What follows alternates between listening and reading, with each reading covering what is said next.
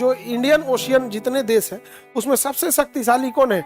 अगर कोई दूसरा देश आके कोयला, पेट्रोलियम या मछली पकड़ लेता है तो उसे उस देश को दे के जाना पड़ेगा, ले नहीं जा सकता है। हम लोग इसीलिए ना रिसर्च वेसल वगैरह सब सैटेलाइट वगैरह छोड़ते रहते हैं, सारा चीज कहीं से कुछ भी जांच वगैरह हो तो उसको पता कर सके। यहाँ पर सुरक्षा के दृष्टि से भी हिंद महासागर बहुत जरूरी है।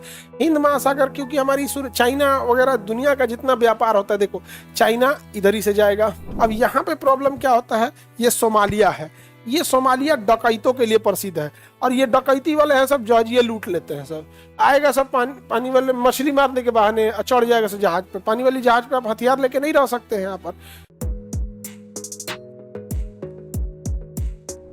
हिंद महासागर पूरे हिंदुस्तान, जो इंडियन ओशियन जितने देश हैं उसमें सबसे शक्तिशाली कौन है? इंडिया है। यहाँ से बाकी जितने महासागर देखिएगा वो सबका महासागर का नाम किसी भी देश के आधार पर नहीं रखा गया। अब देखिए पूरा समुद्र उस देश का नहीं होता है, केवल 200 नॉटिकल मील तक होता है। कितना होता है? 200 नॉटिकल मील तक ही हमारा होता है। इसके बाद इंटरनेशनल सी होता है, इसमें कोई किसी को रोक नहीं सकता है। केवल कितना होता है? 200 नॉटिकल मील। इसे एक्सक्लूसिव इकोनॉमिक जोन कहते हैं, EEZ, अनन्य आर्थिक क्षेत्र। अगर इस 200 किलोमीटर नॉटिकल मील में, समुद्री दूरी को किसमें नापते हैं? नॉटिकल मील। अगर इस 200 नॉटिकल मील के दायरे में अगर कोई दूसरा देश आके कोयला, पेट्रोलियम या मछली पकड़ लेता है तो उसे उस देश को दे के जाना पड़ेगा, ले नहीं जा सकता है। नहीं समझे? तो मान के चले कोई यहाँ के मछली मार रहा है तो उसको मार लेने दो, जब ले जाएगा ना तो मछलियां वापस ले लिया जाएगा। लेकिन अगर यहाँ आके मछली मारेगा तो हम लोग रोक नहीं सकते, हम लोग नहीं रोक सकते। अब चाइनीज मछुआरे सब पूरी दुनिया में जा घूम घूम के मछली उछली मार के, अच्छा मछली भी क्या है ना कि जो खाने वाली मछलियां होती हैं वो बहुत बड़ी साइज की मछली तो कोई खाएगा नहीं। मतलब समुद्र नॉर्मल बड़ी इतनी आदमी से बड़ा साइज का मछली हो जाएगा तो अजीबे हो जाएगा, वो कोई वेल और शार्क को तो मार के खाएगा नहीं। तो मिडिल साइज की जो मछलियां होती है वो सतह के पास ही पाई जाएंगी, क्यों बहुत ज्यादा अंदर गहराई में नहीं मिलेगी। तो किसी किसी देश के पास चाइनीज आते हैं सब। अब पिछली बार पाकिस्तान के पास आए थे, सब मार के लेके चल गया था सब यहाँ पर। अब पाकिस्तान वाला अपन लकड़ी के नाव पे देख रहा है, सो हमारे में तो जाले में मछली नहीं है, लेके कौन चला गया सर? चाइना। और चाइना वाले सी फूड बहुत खाते हैं सब, समुद्र का कुछ भी खा जाएंगे सब, समुद्र का चीज का कुछ से कुछ। ऑक्टोपस, और ऑक्टोपस का बच्चा अभी जिंदा खाता है सब। चाइना में फ्रेश का मतलब जिंदा होता है। चाइना में अचार जो होता है ना, जो हम लोग अचार खाते हैं, अचार और नींबू का रस लेके केकड़ा को जिंदा उसमें बोर के खा जाते हैं जिंदा।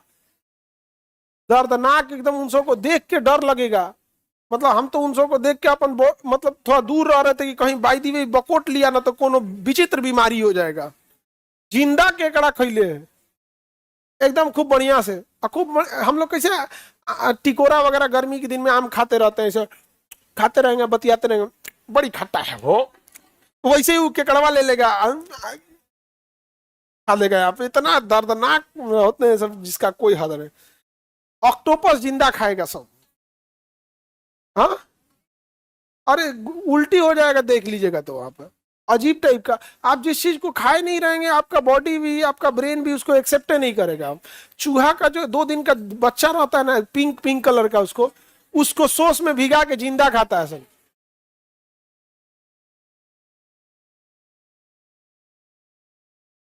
पचा लेता है सब वहां पे।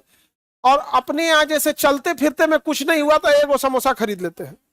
जैसे समोसा कैसे, अपने यहाँ समोसा एग्जैक्ट किसी भी गली छोटे से छोटे दुकान पे जाओगे, चलते फिरते में क्या भाई तो एक समोसा दे दो। उसको बनाने में भी सिंपल है, छान के रख दिया समोसा। वहां चलते फिरते आइटम में है मेढक।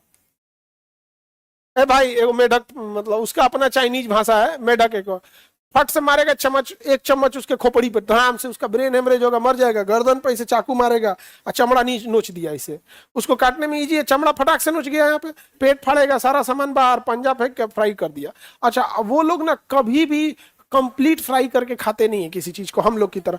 हाफ होता है यहाँ पे, बस स्टीम मारेगा और बाहर निकाल देगा, और ग्रेवी बाहर से मिला के इसे मिला के उसमें दे दिए यहाँ पे, और खाते हुए चल जाएंगे सो यहाँ पे। जैसे अपने यहाँ जैसे देखोगे लड़की सबको दो जगह बड़ा भीड़ लगाएगी, जैसे गोलगप्पा चाउमीन बर्गर में वहाँ, और वहां पे सबसे ज्यादा लड़कियों का फेवरेट खाना जानते हो चाइना में क्या है? ये मेढक और जिंदा ऑक्टोपस।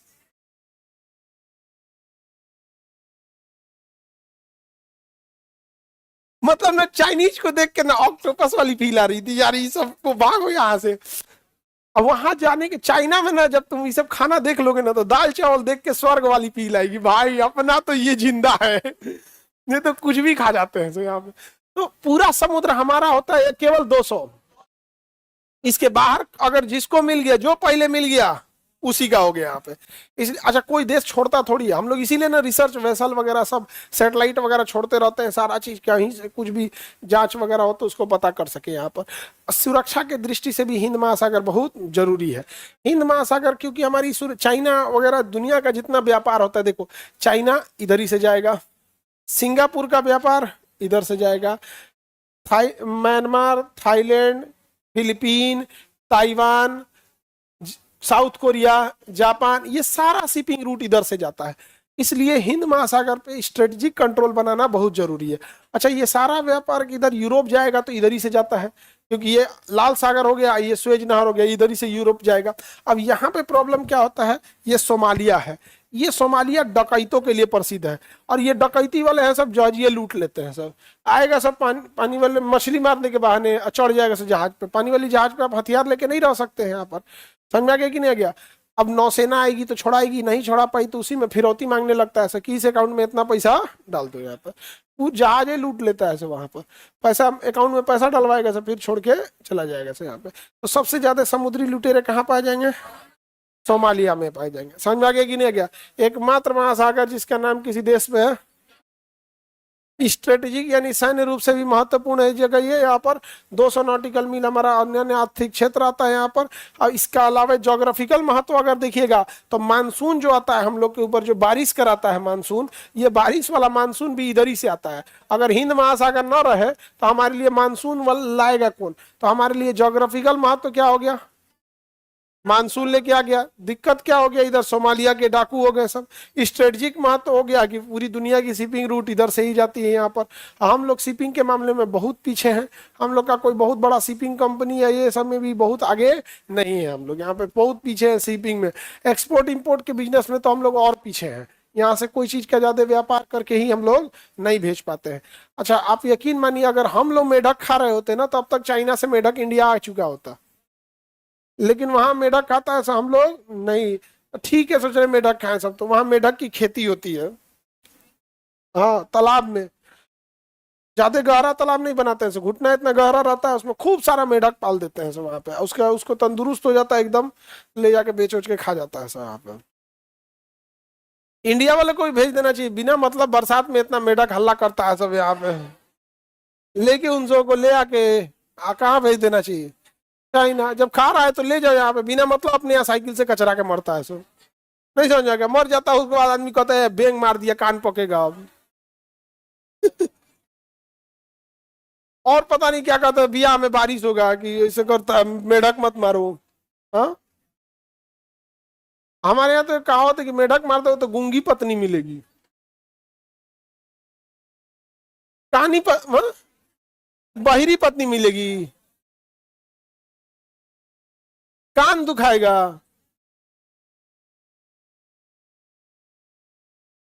आगे बढ़े, भारत से मेढक ओढक को भेज देना चाहिए जी, एकदम इतना बड़े मात्रा पे होता है। हम लोग जो टिड्डा वगैरह होते हैं सर, घास वगैरह पे चलते हैं सर टिड्डा, वहां वो सब खूब टिड्डा की खेती करते हैं सर, वहां क्या वो नमकीन है, वो दालमोट वलमोट में डालता है सो, फ्राई करके टिड्डवा को दालमोट में डालता है सो। उन सबका अलग दुनिया है यहाँ पे। तो हिंद महासागर समझ में आ गया, हमारी स्थिति हिंद महासागर के तौर पे है यहाँ पर, और ये बेहतरीन जगह है। हालांकि हिंद महासागर व्यापार के लिए बहुत जरूरी है, चाइना वगैरह का सारा व्यापार इधर ही से होता है। हिंद महासागर की स्थिति भारत के लिए क्या है? भारत के भू सामरिक दृष्टि से महत्वपूर्ण है, विश्व का एकमात्र महासागर है जिसका नामकरण किस पे पड़ा है? हिंद महासागर का एकमात्र देश के नाम पे पड़ा है, भारत के नाम पे पड़ा। भारत का 95% व्यापार किस महासागर से? हिंद महासागर से, हिंद महासागर में आयोडीन, ब्रोमीन, कैल्शियम, पोटेशियम, ये सब का भी क्या चीज है, भंडारण है। नमक का तो बहुत सारा भंडारण पाया जाता है यहाँ पे। नमक का अधिकांश, हमारे अधिकांश नमक की पूर्ति कहाँ से होती है? मछली वगैरह के लिए भी हिंद महासागर वाला, व्यापार भी कहाँ से होता है? हिंद महासागर। डकैती के लिए सोमालिया। मानसून कहाँ से आता है? हिंद महासागर। तो हमारे लिए हिंद महासागर जरूरी है या नहीं है?